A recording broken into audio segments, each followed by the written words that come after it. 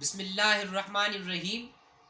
कुरान मजीद में अल्लाह पाक इरशाद फरमाए थो, कुरान शरीफ जो चौथों सिपारो ऐं रुकू नंबर 14 त अल्लाह से इरशाद फरमाए थो, वला तनकिहू मा नकह आबाउकुम, ऐं जिन औरतुनि सां तव्हांजी बाबनि पीअनि निकाह कयो आहे तिन औरतुनि सां निकाह न कयो। यानी जिन औरतुनि सां तव्हांजे वालिदनि निकाह कयो आहे, तव्हांजी पीअरनि निकाह कयो आहे, उहे तव्हांजे मथां हराम आहिनि, तव्हां उन्हनि सां निकाह न कयो।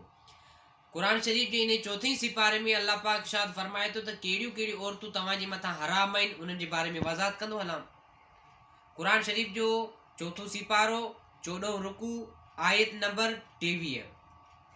अल्लाह पाक इरशाद फरमाए थो, मुसलमानो हराम कई वियूं आहिनि तव्हां ते निकाह करण जे एतबार खां अव्हां जूं माइरूं ऐं अव्हां जूं धीअरूं ऐं अव्हां जूं भेनरूं ऐं अव्हां जूं पुफियूं ऐं अव्हां जूं मासियूं ऐं भाइटियूं ऐं भाणेजूं ऐं उहे माइरूं जिन अव्हां खे खीर पियारियो, यानी रज़ाई मायर, अव्हां जूं रज़ाई थञ गॾु पीतल भेनरूं ऐं अव्हां जे ज़ाइलनि जूं माइरूं यानी ससूं ऐं उहे अव्हां जूं अॻु ॼायूं जेके अव्हां जी हंजनि में पलियूं ऐं अव्हां जी उन्हनि ज़ालनि मां हुजनि जिन खे अव्हां हमबिस्तर थी चुका आहियो, इहे इन्हनि सां निकाह करणु हराम आहे।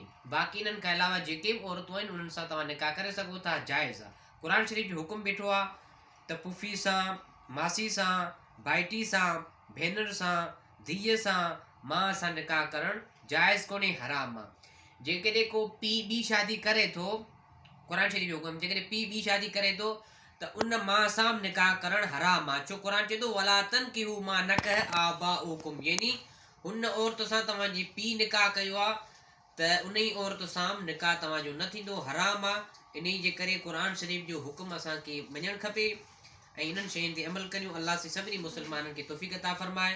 वमा अल्लैना इल्लल बलागुल मुबीन।